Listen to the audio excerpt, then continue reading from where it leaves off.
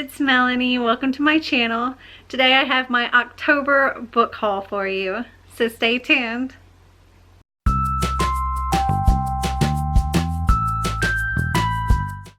So today I have 12 books to haul for you. So these books have come from either Amazon, Book Depository, or subscription boxes. As you know, I do all of my book outlet hauls in a separate video, and my regular hauls are everything that's not book outlet. So let's start with the Amazon books. So I'll start with the Amazon Vine books. These are books that Amazon has sent me to review. So the first one I have here is Black Canary Ignite by Meg Cabot. This is a middle grade graphic novel. It's set in the DC world in Gotham with like Batman and the Joker and all of them.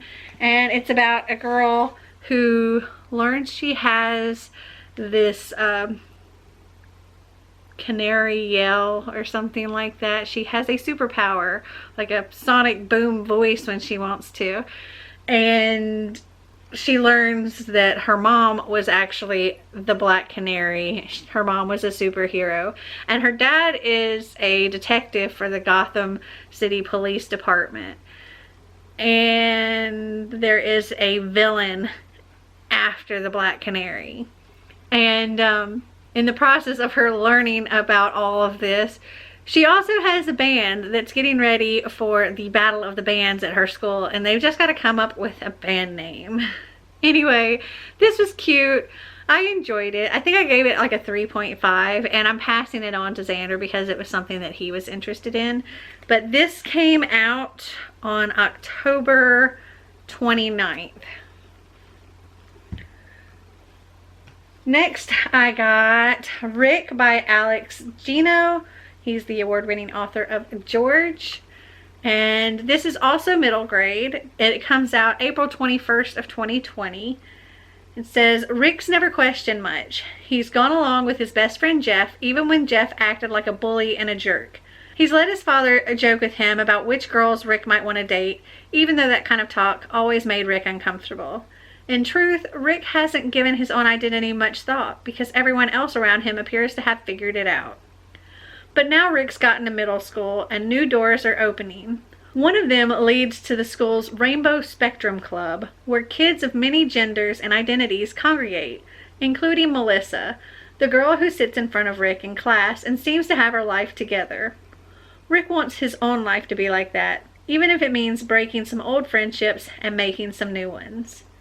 As they did in their groundbreaking novel, George, award-winning author Alex Gino explores what it means to search for your own place in the world and all the steps you and the people around you need to take in order to get where you need to be. And I thought it sounded really sweet. Okay, next is Scars Like Wings by Erin Stewart. This is not middle grade. This comes out, or it came out, October 1st of 2019. This says, before I was a million things, now I'm only one. The Burned Girl.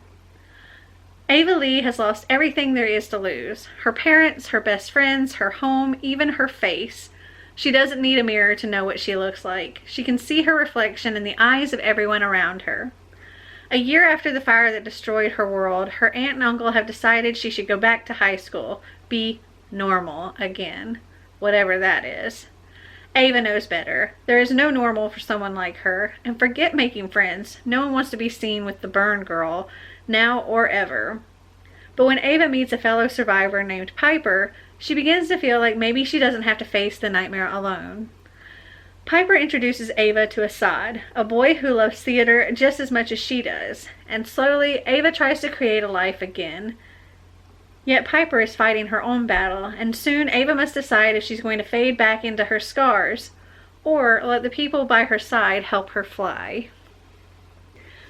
Okay, so the next Amazon book I have here is actually one that I ordered. It was one I pre-ordered like forever ago, and that was Ninth House by Leigh Bardugo. And this has gotten a lot of mixed reviews I've seen. there have been people that I think have loved it and people who really haven't. And so I'm really curious where I'm going to fall in this. This follows a girl who is accepted to Yale, I think it is. Yes, Yale. And she's accepted because she can see ghosts. And these other like secret society type things like Skull and Bones, they get into meddling with magic and things like that. And they want her there to make sure things don't get too out of hand and they don't end up bringing something in that's not supposed to be in. And that's kind of the job of the ninth house, is to make sure things don't get too crazy. Anyway, I'm looking forward to seeing where I stand with this book. Okay, next up is a book that I got from Book Depository.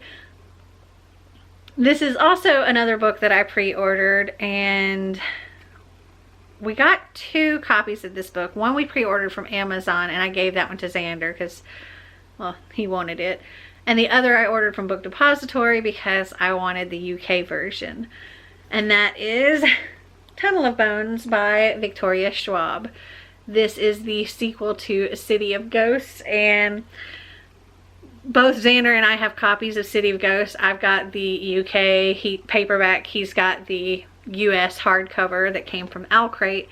So we kind of continued with the sequel doing that. And I love this cover. I've actually already read this. I can't remember what I gave it. Either 4 stars or 5 stars. I really enjoyed it. Well, the Tunnel of Bones is pretty much the catacombs of Paris. And her family goes to Paris, and again she's having to deal with the ghosts and stuff that are there, the real hauntings. And Cass accidentally awakens a very strong spirit down in the catacombs, and bad things happen. Okay, the next, well, all the rest of the books are actually books that came from subscription boxes. This first one is one that I've actually already read because I had the arc of it and absolutely loved it and gave it 5 stars. This is Storm and Fury by Jennifer L. Armentrout. This is the first book in the Harbinger series, and it's set in the world of the Dark Elementals or something like that. But there are these gargoyles called wardens.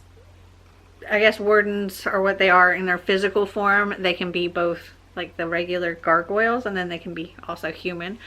And they are protecting the world from demons and kind of keeping it so humans don't have to even know demons exist. And there's also a girl named Trinity who is being protected by these wardens, and she lives with them and she's grown up with them. But also she has this vision problem. I forget what it's called exactly. Hold on. It's a rare genetic disorder that involves the breakdown and eventual death of retina cells. It's retinitis pigmentosa. And it says less than 200,000 people suffer from it, and it's a progressive disease, typically resulting in the significant constriction of vision or blindness. And there's no cure or treatment. And what was really moving about that is the fact that Jennifer L. Armentrout has this genetic disorder, and it's also telling her story of how she's dealing with it or how it affects her. And oh my goodness, this was so good. If you like, I say if you like the Mortal Instruments series, this is something that you would probably, they're very different, but I think if you like that, you would enjoy this as well. Okay, next up we have Nocturna. I forget which book this came, or which box this came from. But this says, to Finvoy, magic is 2 things: a knife to hold under the chin of anyone who crosses her, and a disguise she shrugs into as easily as others pull on cloaks. As a talented face shifter, Finn hasn't seen her own face in years, and that's exactly how she likes it. But when she gets caught by a powerful mobster, she's forced into an impossible mission: steal a legendary treasure from Castillion's royal palace or be stripped of her magic forever. After the murder of his older brother, Desmond, Prince Alfir is first in line for the Castilian throne, but he can't help feeling that he will never live up to his brother's legacy. Riddled with grief, Alfie is obsessed with finding a way to bring Des back, even if it means dabbling in forbidden magic. But when Finn and Alfie's fates collide, they accidentally unlock a terrible ancient power, which, if not contained, will devour the world. Of course. And with Castillion's fate in their hands, the two must race to vanquish what they have unleashed, though it will mean facing the deepest darkness in their pasts. And it's got this a beautiful map inside. It's very pretty. Okay, next up is Girls of July by Alex Flynn. And this is about, well, this group of girls who kind of get away from it all in the mountains. I think they're all strangers. They answer an ad to spend the summer in the Adirondacks with this grandmother and her teen daughter. And they just kind of learn about themselves during this time, I think. Next we have The Moon Voyage by Jules Verne, and this says, how many things have been denied one day only to become realities the next? The Moon Voyage, from the Earth to the Moon and round the Moon. And this is a classic. I think it was Second Star Books redid the cover, and it's a beautiful cover. So The Moon Voyage is actually two stories. One of them is From the Earth to the Moon, and the other is Round the Moon, and it is pretty much exactly that, the story of preparing to go to the moon, and then once the launch has happened and all of that. So, sci-fi classic. Never read it before. Looking forward to trying it out sometime. Smaller print, bigger pages. Gotta love that. Okay, next up we have There Will Come a Darkness by Katie Rose Poole. And I forget which box this came in too, but it got damaged. I don't remember what this one is about. Oh, it does have this beautiful map here. This says, the deceiver ensnares the world with lies. To death's pale hand the wicked fall. That which sleeps in dust shall rise, and in their wake will come a darkness. For generations, the 7 prophets used their visions of the future to end wars and unite nations, until the day, 100 years ago, when they disappeared.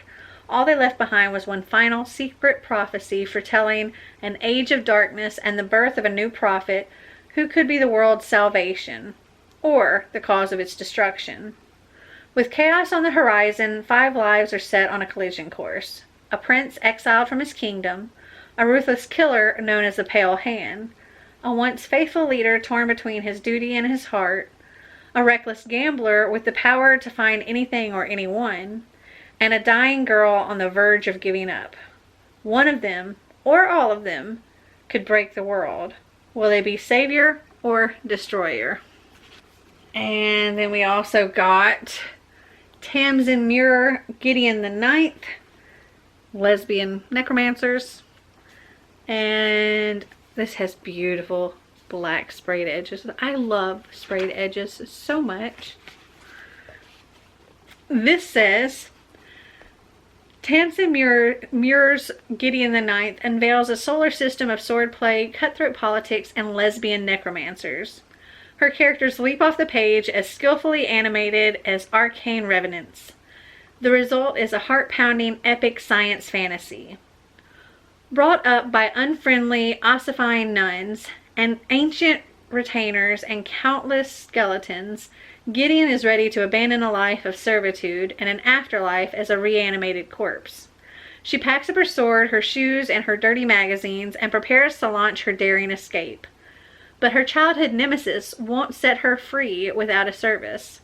Harrowhark non Agamus Reverend Daughter of the Ninth House and Bone Witch Extraordinaire, has been summoned into action. The Emperor has invited the heirs to each of his loyal houses to a deadly trial of wits and skill. If Harrowhark succeeds, she will become an immortal, all-powerful servant of the resurrection. But no necromancer can ascend without their cavalier. Without Gideon's sword, Harrow will fail, and the Ninth House will die. Of course, some things are better left dead. And then the last book we have here actually came in a doodle crate thing for Xander, and that is 3D Bubble Writer, a crazy craft book by Linda Scott. And it really is just different ways of writing letters, like bubble words and stuff, and little activities to go along with it. And anyway, I think this is something that Xander would enjoy. So those are all of the books that I got in the month of October. And have you guys read any of these books? Did you like them? Did you not? Comment down below and let me know. Well, I hope you guys enjoyed this video. If you did, give me a big thumbs up. If you'd like to see more videos like this, click that subscribe button down below. And until next time, remember to always be completely you. Bye!